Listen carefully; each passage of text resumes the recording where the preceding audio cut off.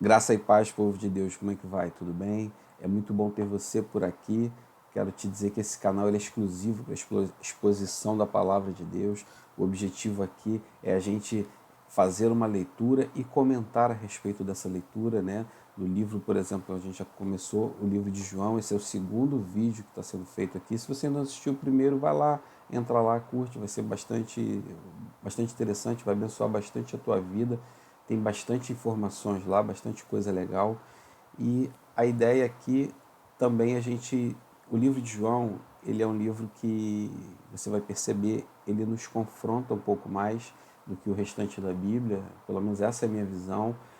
Ele é um livro que te encurrala, não tem como você não aceitar, não compreender a Jesus. Ou você aceita ou você o rejeita. Mas ele é bastante claro, porque ele fala das duas naturezas de Jesus, tá? E a gente aqui está querendo trazer uma proposta que a gente analise o livro de João à luz de outras passagens da Bíblia. Então, muito para confirmar, muito para a gente poder abrir nossa mente, né? A Bíblia, na verdade, ela não traz um assunto só destacado ali de repente, numa perícope, né? Num trecho de texto bíblico.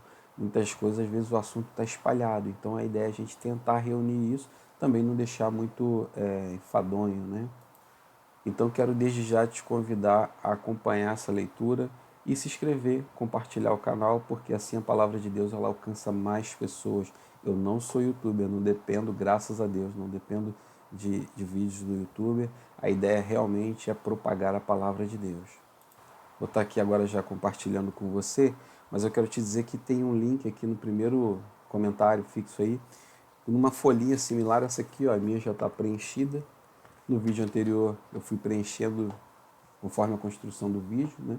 Mas essa daqui eu não vou preencher, não vou anotar agora, a minha já está tudo anotado aqui. Vou fazer a leitura e a ideia é que você pegue e faça também os seus comentários. Você pode aí acrescentar e, se assim você quiser me abençoar, tentar compartilhar na sua rede social, marcando aqui o canal, que eu vou tentar acompanhar, ler, tá bom? Eu também preciso crescer junto com você. A ideia aqui é essa, é a gente crescer junto em graça e sabedoria. Agora quero compartilhar minha tela com você. Ó, agora a gente tem aqui, hein? Olha lá, primeiro texto, né?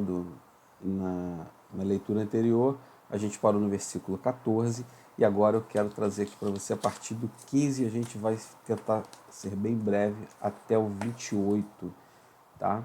Para finalizar aqui. Vamos lá. João disse o seguinte a respeito de Jesus: Este é aquele de quem eu disse, vem, ele vem depois de mim, mas é mais importante do que eu, pois antes de eu nascer ele já existia.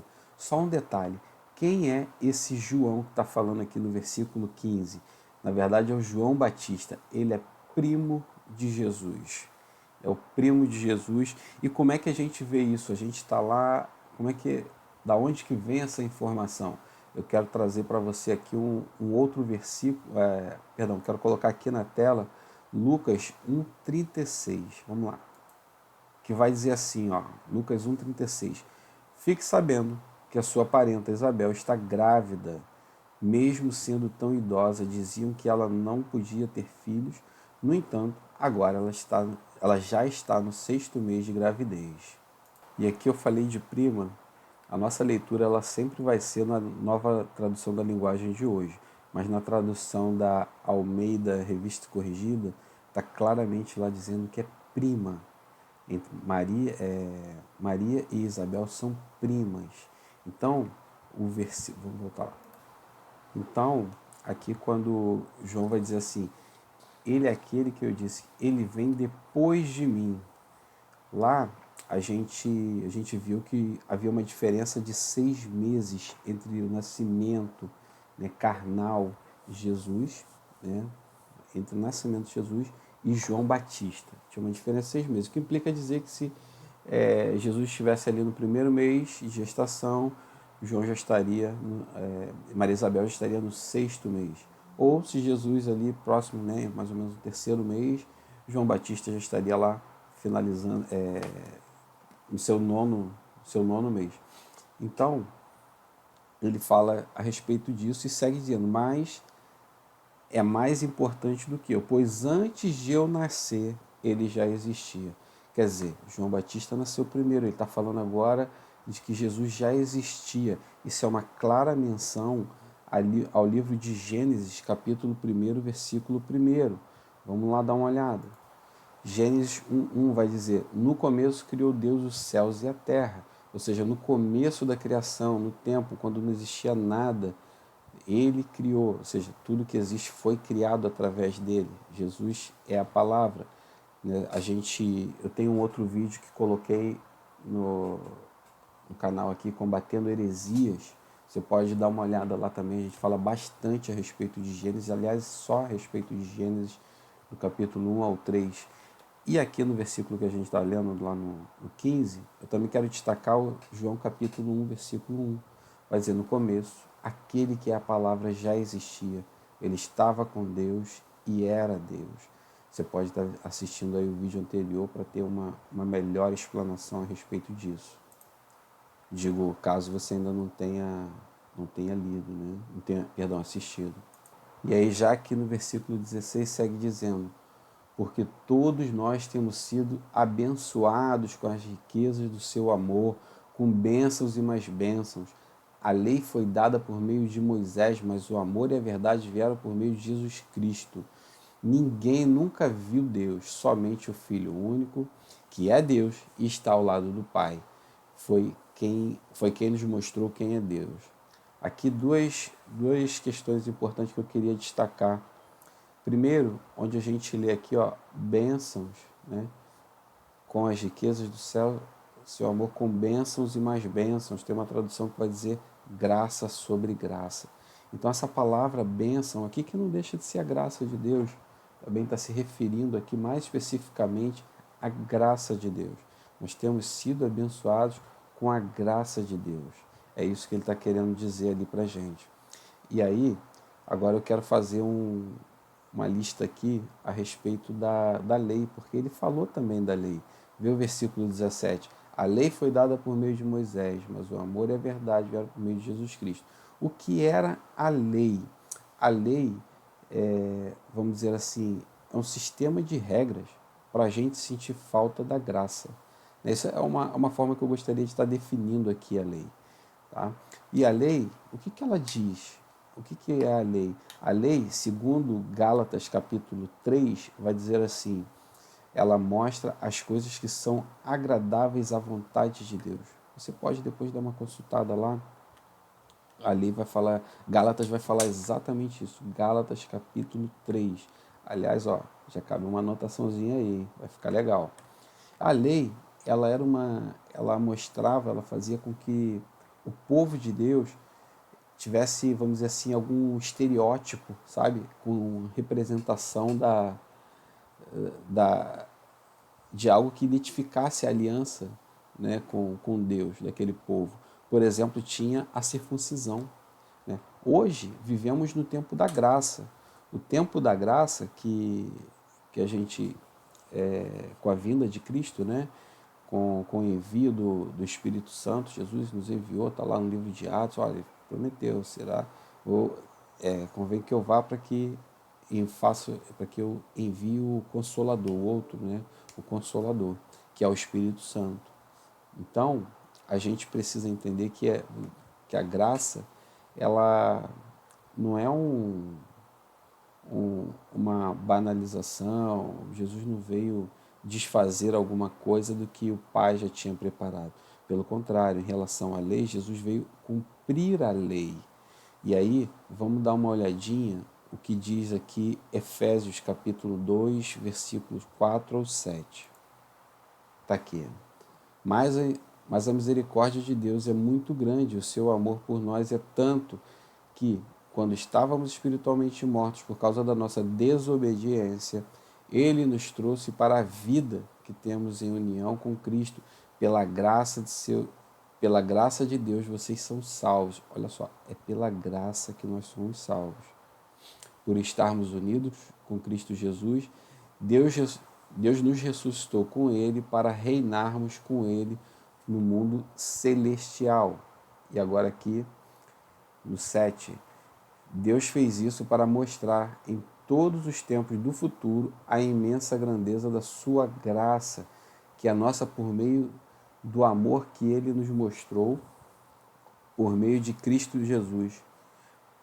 Pois pela graça de Deus vocês são salvos por meio da fé. Isso não vem de vocês, mas é um presente dado por Deus, isso é um dom de Deus, igreja. A salvação não é o resultado dos esforços de vocês, portanto, ninguém pode se orgulhar de tê-la.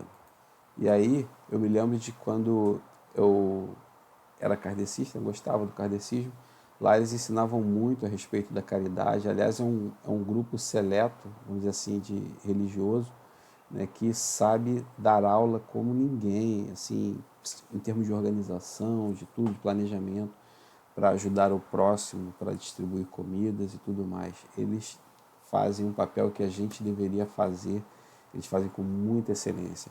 Mas acontece que eles acreditam que é pelas benfeitorias que eles vão alcançar o que o Espiritismo, né, o Kardecismo diz que é a evolução e tal. Então, a Bíblia ela é clara.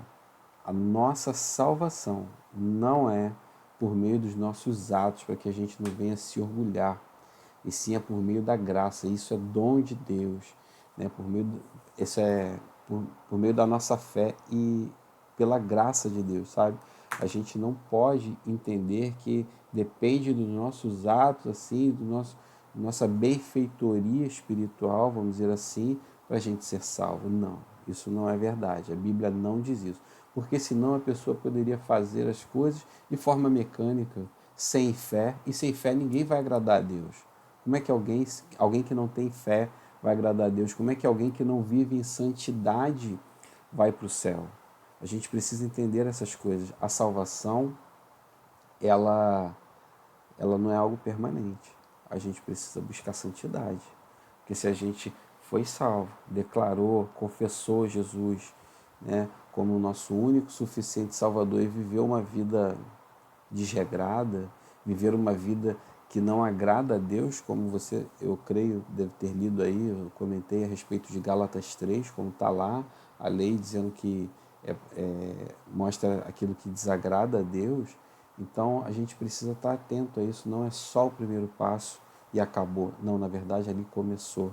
Esse primeiro passo ele requer a santidade, que é o passo seguinte.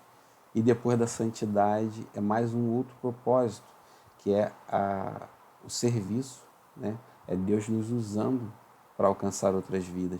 É a gente se encher do Espírito Santo para transbordar na vida de outros. Então são 3 propósitos que Deus tem para cada um de nós. O primeiro é Ele que faz, é a salvação, só depende dele. O segundo, a santificação, é o que Ele opera em nós, em cada um de nós. E o terceiro é o serviço, é onde a gente comunica a palavra, é onde a gente passa adiante, não de forma mecânica, não por entender que pode ser assim, não, é porque a gente compreende o amor que a gente recebeu, o perdão que a gente recebeu, que a gente tem, e a alegria, a paz de ter Cristo com a gente sempre, né? E aí a gente acaba transbordando isso. Aliás, é por causa desse vídeo, é por causa disso que eu estou gravando esse vídeo. Tá bom? Vamos voltar? Mas antes eu quero te fazer uma pergunta. Qual é o sinal de que vivemos na graça de Deus? Como é que você sabe que você não é escravo da lei e que você de fato não é aquele fundamentalista e tal, mas que de fato, claro, respeitando princípios, óbvio, né? Mas que de fato você vive a graça de Deus, sabe? Eu posso te dizer que, segundo eu entendo, é quando a gente de fato se torna templo do Espírito Santo. A Bíblia diz que nós somos o templo do Espírito Santo. Ele enviou para realizar essa obra em nós, para fazer morada em nós, para nos conduzir, para durante o dia a dia ele nos dá estratégia. E muitas das vezes ele até incomoda quando a gente faz coisa errada. Talvez ali não na hora a gente não consegue perceber. Mas sabe, às vezes tem a nítida impressão de que quando estou conversando com, sei, algum grupo de amigos, e ali o pessoal começa a falar ou umas piadas mais sujas, ou uma coisa de algum jeito que normalmente eu não faria, por exemplo, na igreja. Quando eu saio daquele grupo, às vezes eu me vejo um pouco incomodado com isso. De fato, é o Espírito Santo querendo agir ali. Poxa, não foi legal, não ficou bem. E aí esse constrangimento vem e a gente começa a pedir perdão a Deus, pedir para recomeçar. E a graça é isso, o auxílio, a gente poder recomeçar. Talvez até por ter participado, falado mal de alguém, ou uma piada ou outra, alguma coisa, ou ter agido pior ainda. A graça de Deus é isso, ela nos perdoa. Não que devemos abusar dela. Por exemplo, quando Deus cura uma pessoa que tem um câncer de pulmão, o sujeito fumou a vida inteira. Aí ele foi curado. Será que ele foi curado para voltar a fumar? Não é esse o objetivo de Deus. O objetivo de Deus é outro, que a gente continue de onde parou. Continue porque o foco é Cristo. É o que diz a Bíblia. E como é que é essa questão a respeito do Espírito Santo? Está lá em Lucas 11:13. Quero ler para você. Vai dizer assim: vocês, mesmo sendo maus, sabem dar coisas boas aos seus filhos, quanto mais o Pai, que está no céu, dará o Espírito Santo aos que lhe pedirem. Tem coisas que a gente vai precisar pedir a Deus. Insistir, o início na leitura de Lucas, mas de forma no início desse capítulo, ele vai falar de que a gente precisa pedir, a gente precisa com insistência. E aí o que acontece quando a gente pede o Espírito Santo? Ele vem, ele faz morada em nós, mas assim, ele vem morar porque tá caro o aluguel lá no céu, ele vai ficar morando aqui embaixo, graça. Não, ele vem para realizar algo nas nossas vidas. Ele vem para gerar uma coisa que a gente chama de fruto, o fruto do Espírito, que se encontra lá em Gálatas, capítulo 5, a partir do 22 até o 25. Eu vou ler rapidinho aqui para você. E diz assim: mas o Espírito de Deus produz o amor. Gente, precisa amar. Esse talvez, se a gente pegar aqui todas as características do fruto do Espírito, o essencial é o amor. Então, quem produz em nós é o Espírito de Deus, a alegria. Às vezes está passando situações na vida que o pau está quebrando, mas a gente está lá, está alegre, consegue se alegrar em Deus, consegue ter paz. Olha aí, a paz, a paciência. A gente precisa esperar, muitas das vezes a gente está mal acostumado, né? Hoje em dia as coisas são muito rápidas, mas é tudo no tempo de Deus. A gente precisa entender isso. Às vezes Deus quer trabalhar isso em nós. Não é fácil. A delicadeza, a delicadeza. Quantas pessoas hoje em dia, muitas das vezes ainda cristãos, já conhecendo a Cristo, são rudes no falar, são grosseiras, sabe? Não tem uma delicadeza, não representa, isso não expressa o amor de Deus. A bondade, né? Não adianta a gente ir para a igreja, não adianta a gente participar do culto, não adianta a gente fazer nada se a gente também não ajuda o nosso próximo. A fidelidade. Olha só que fruto, que característica linda desse fruto, a fidelidade a Deus, fidelidade àqueles que amamos, né? A gente não abandona porque a gente é fiel. Esse é o fruto que o Espírito Santo, o Espírito de Deus vai gerar em nós. A humildade, olha só. Hoje em dia eu vejo ainda muito por aí, tem alguns crentes que são um pouquinho soberbos, sabe? Se acham assim, alecrim dourado, o último biscoito do pacote, né? E, acima de tudo, o domínio próprio. A gente precisa de domínio próprio, a gente precisa verdadeiramente ter autocontrole, porque senão a gente coloca tudo a perder. É o famoso nadar, nadar e morrer na beira da praia, né? Então, o domínio próprio é uma característica fundamental do fruto do Espírito. E segue dizendo, e contra essas coisas não existe lei. As pessoas que pertencem a Cristo Jesus crucificaram a natureza humana delas, junto com todas as paixões e desejos dessa natureza, ou seja, morreu. Dali para trás ficou no passado. A partir de agora, quando a gente aceita Cristo, a gente é uma nova criatura. E ele vai dizendo que o Espírito de Deus, que nos deu a vida, controle também a nossa vida. Amém. Isso é ser guiado pelo Espírito Santo dentro dessas características. Esse é o verdadeiro fruto do Espírito Santo, que ele quer gerar em mim e em você, tá bom? Para que a gente seja templo do Espírito Santo. Então agora vamos seguir com a leitura. E agora vai falar um pouquinho mais de João Batista, no versículo 19. A mensagem de João Batista vai dizer assim: os líderes judeus enviaram de Jerusalém alguns sacerdotes e levitas para perguntarem a João quem ele era. João afirmou claramente, aqui só uma observação, irmãos, João Batista ele foi o precursor, ele foi aquele que abriu caminhos para a vinda do Messias. Então ele pregava o batismo de arrependimento, já já a gente vai falar nisso aqui. E ele diz lá, eu não sou Messias. Repara que ele tinha um ministério assim acima do normal. Presta atenção numa coisa. João foi aquele que veio, bem dizer, na plenitude dos tempos para preparar a vinda do Messias. Ele veio na plenitude dos tempos. E ele era cheio do Espírito Santo, a Bíblia vai dizer que ele era cheio do Espírito Santo desde o ventre, desde o seu nascimento, ele já era cheio do Espírito Santo. Ele veio realmente para fazer a diferença, mas ele chegou a ser confundido, né, a respeito do Messias. Eles perguntam, quem você é? Você é o Messias? A gente já vai ver aqui que ele diz logo claramente, eu não sou o Messias. Eu quero ler com você Lucas 1,15. Pois para o Senhor Deus, ele será um grande homem. Ele não deverá beber água, nem vinho, nem cerveja. Perdão, desculpa. Ele não deverá beber vinho nem cerveja. Ele será cheio do Espírito Santo desde o nascimento. Ele é aquele que já era preparado para abrir caminhos, né, para a vinda do Messias. E a Bíblia vai dizer algo também. Jesus vai dizer algo, eu não lembro agora exatamente o versículo, mas veio aqui a memória. Seguinte, Jesus chega para dar o testemunho dele a respeito de João Batista, vai dizer que ele era o menor do céu, mas o maior na terra. E você, quando para olhar a história de João Batista, é incrível. João Batista não foi como Elias, que fez descer fogo do céu, não abriu o mar, não fez nada assim. Mas ele foi cheio do Espírito Santo. Ele foi simples, ele pregou, ele se posicionou naquilo que Deus tinha preparado para ele. Essa talvez seja a questão que cada um de nós precisa entender. A gente precisa estar preparado, posicionado aonde Deus quer que a gente esteja. E aí a gente sim se enche do Espírito Santo.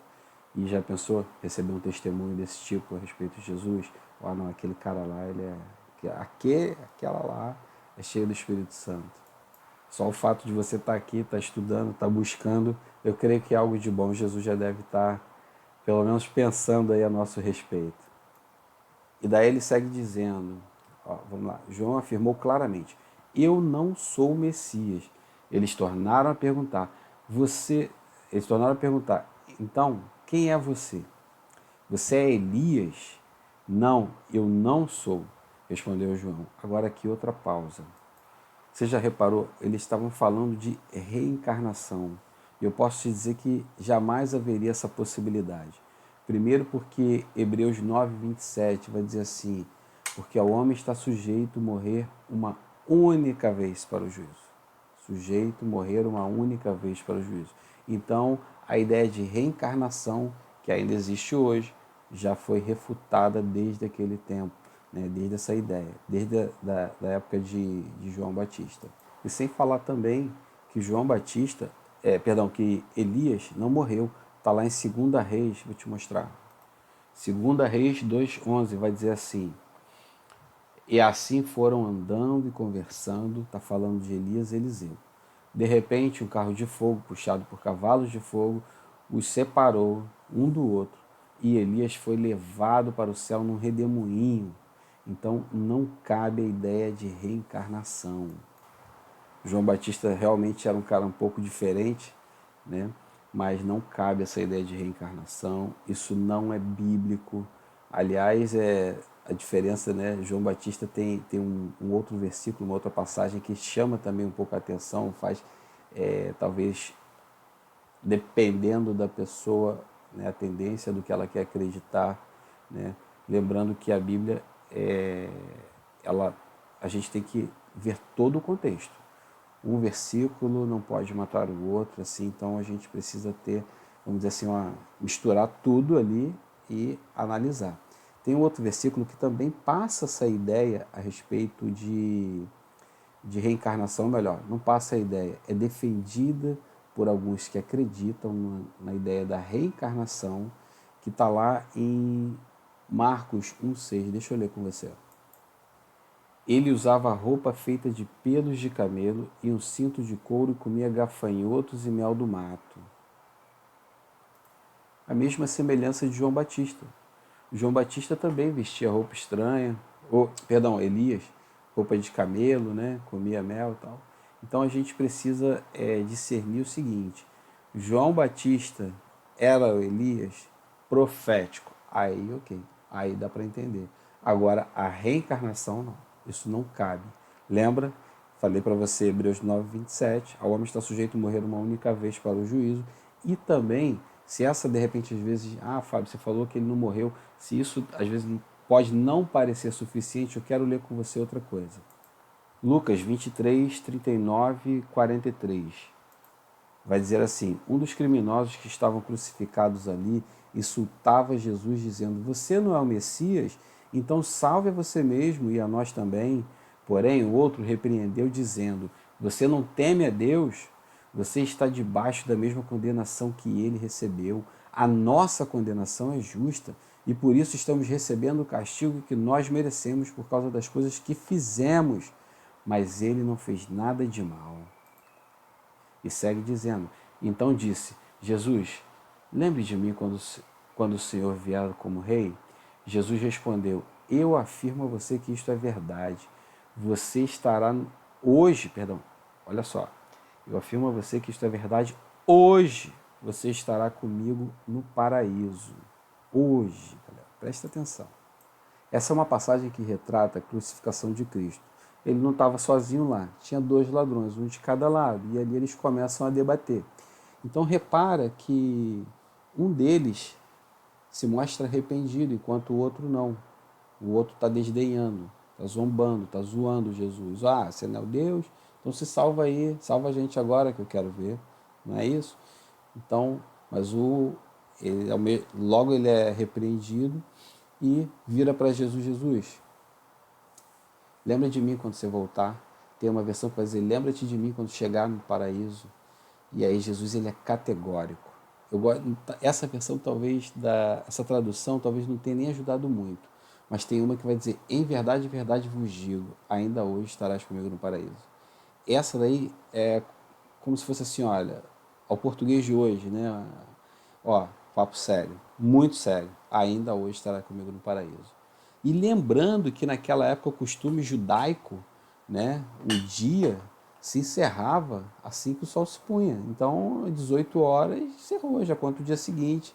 Então, naquele mesmo dia, um cara que era pecador, um cara que estava sendo crucificado justamente pelo erro que havia cometido, né, ele estaria com o Senhor Jesus no paraíso. Houve salvação.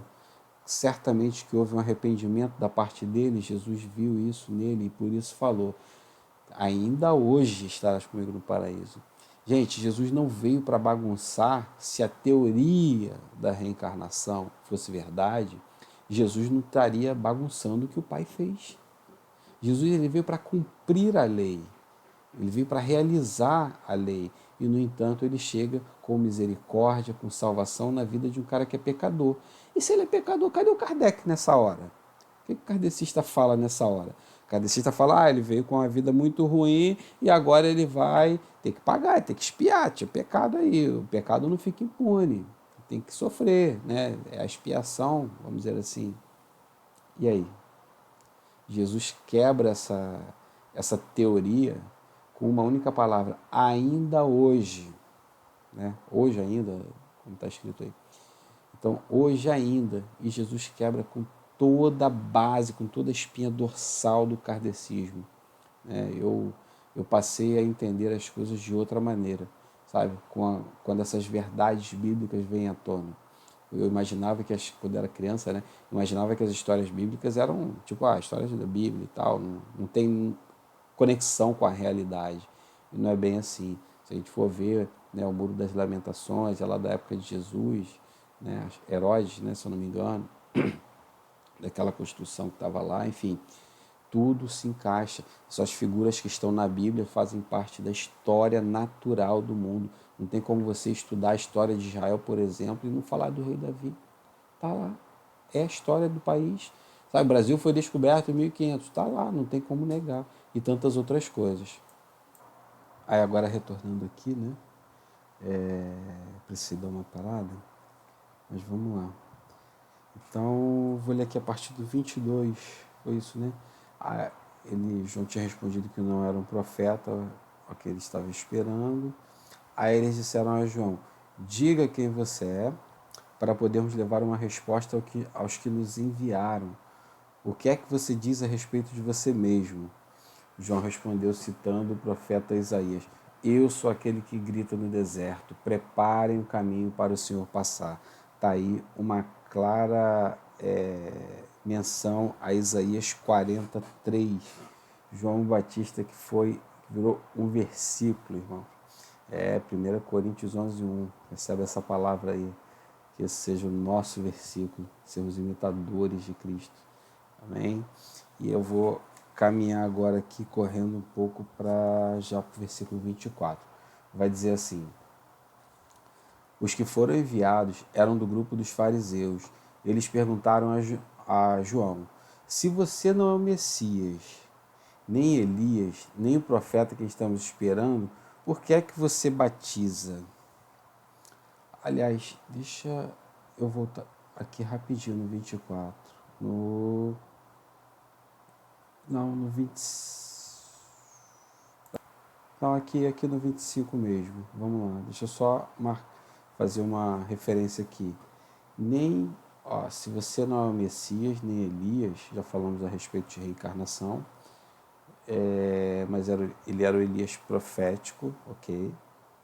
Então, ele fala lá, nem o profeta que estamos esperando, porque é que você batiza. Eu quero destacar essa parte aqui, ó, nem o profeta que estamos esperando. E aí te levar lá em Atos capítulo 3, para a gente ler uma coisinha.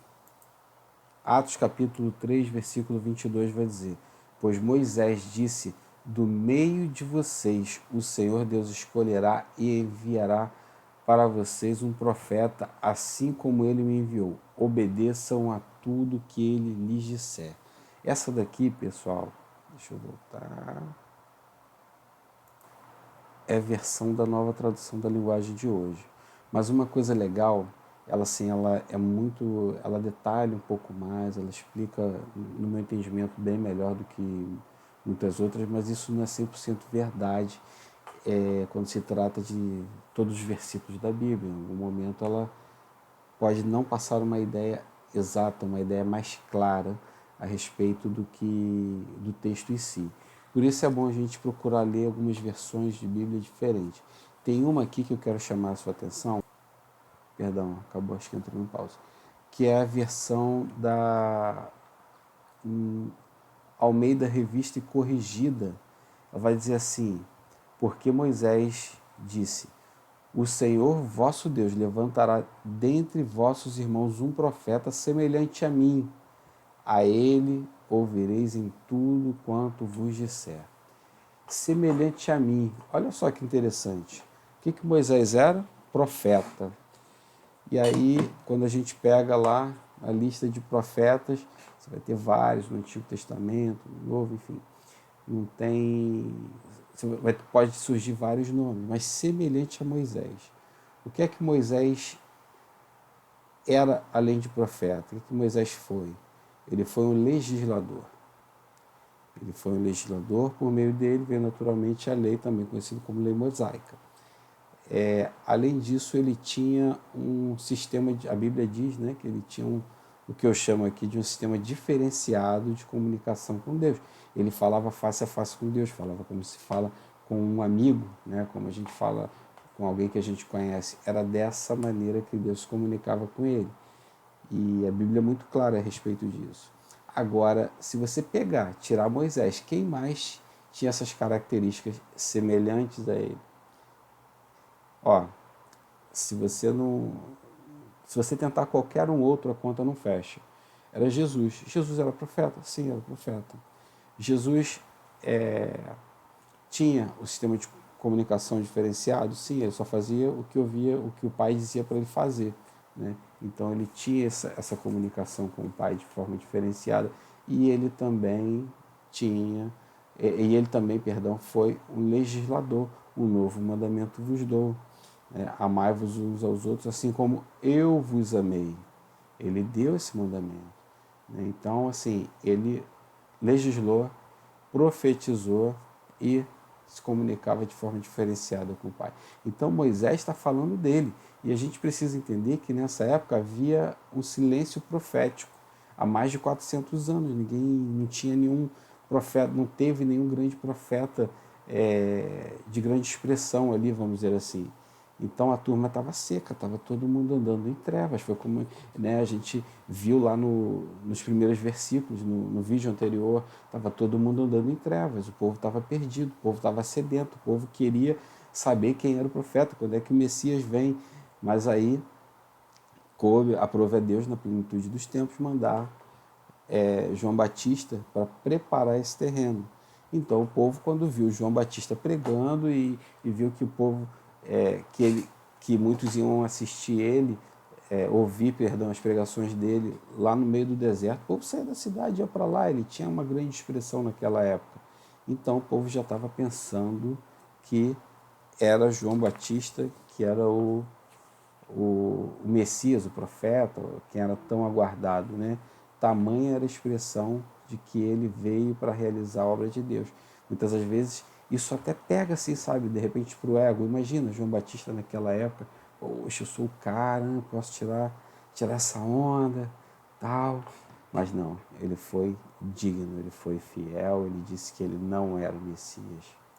Ele sabia exatamente quem ele era o versículo de Isaías 40, versículo 3, né?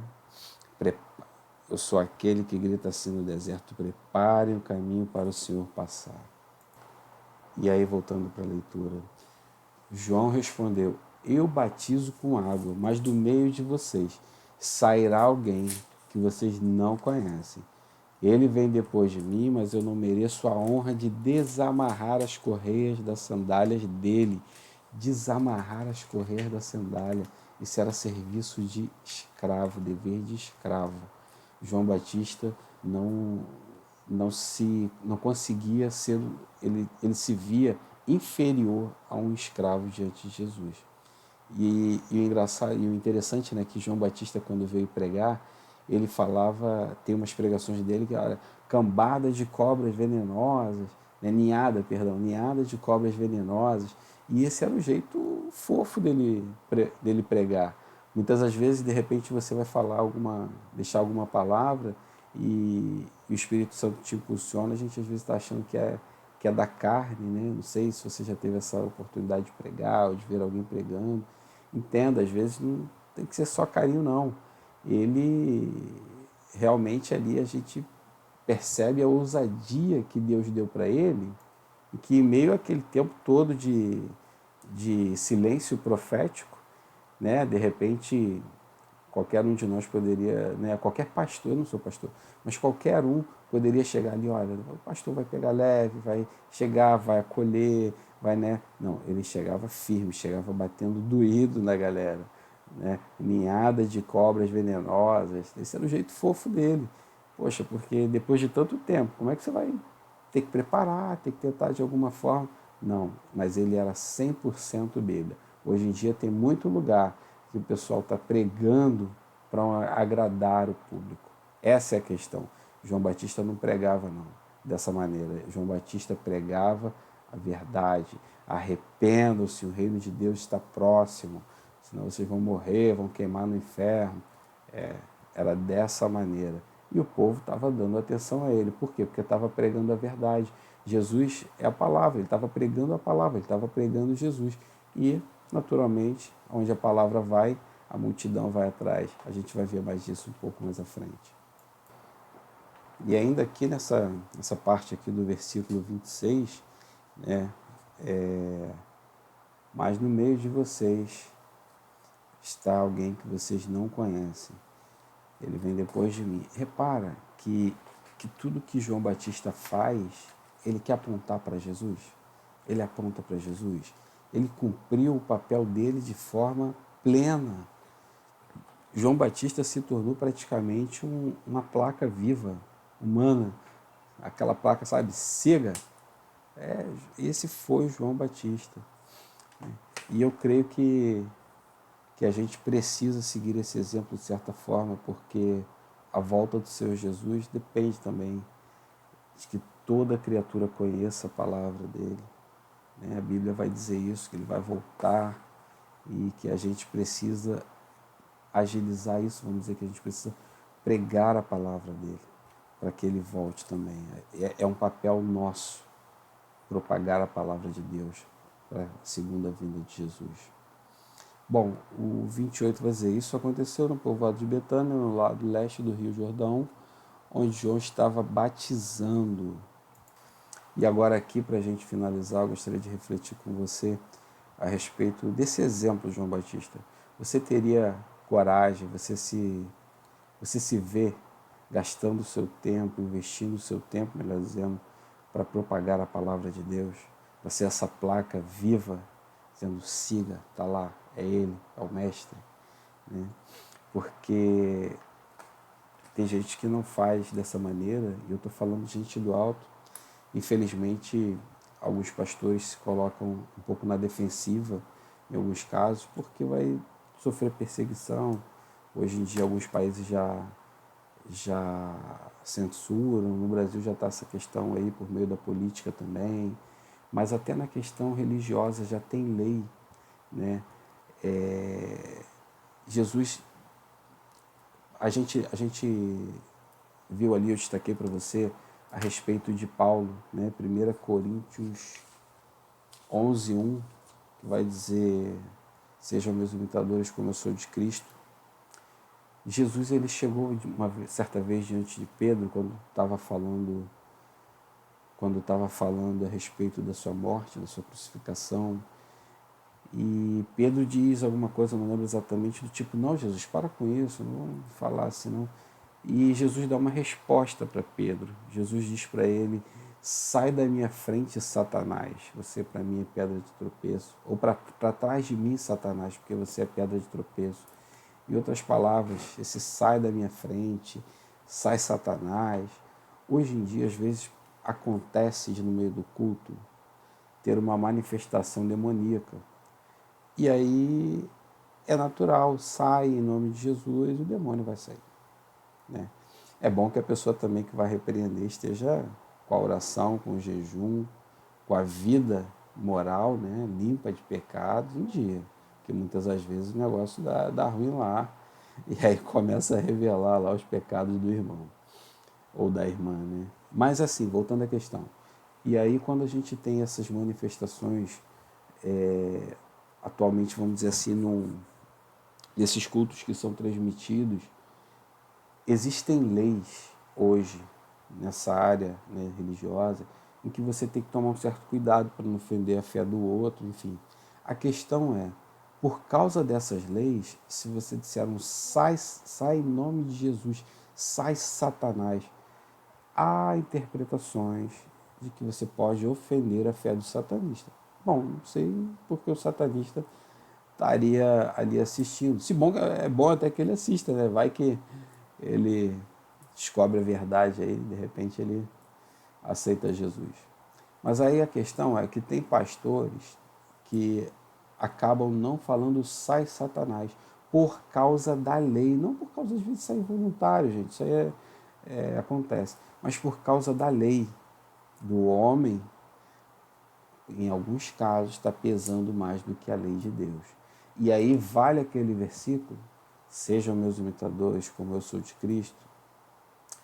Rola uma distânciazinha aí, né? Tá um pouco meio descolado esse negócio. Por quê? Porque tem perseguição, porque tem retaliação, tem conformismo, mas é isso. Evangelho é isso. Perseguição, não tem jeito. Todas as vezes a pessoa sai do conforto, enfim. Eu costumo dizer que às vezes pensar em não ser perseguido É como trocar o abençoador pelas bênçãos dele. Enquanto está tudo bem, beleza, a gente está junto, mas enquanto não, quando aperta um pouco o negócio, não. Eu penso que se a gente tem essa visão, a gente sim deve seguir imitando a Cristo a qualquer custo, porque o nosso galardão não está aqui. A nossa vida é eterna. Lá a gente vai desfrutar muito mais. Tá bem? Que você fique com essa palavra, que o Espírito Santo nos ajude, né? Ajude também, poxa, principalmente a mim, eu preciso muito, a dar o fruto do Espírito. Lembra deles? A humildade, o amor, a alegria, a paz, a paciência, a delicadeza, a bondade, a fidelidade, o domínio próprio. Que o Espírito Santo possa produzir isso em nós. Amém? Deus te abençoe. Se você ficou até aqui, lembra aí, curte, compartilha, para que essa palavra alcance mais e mais pessoas. Deus te abençoe. Fica na paz.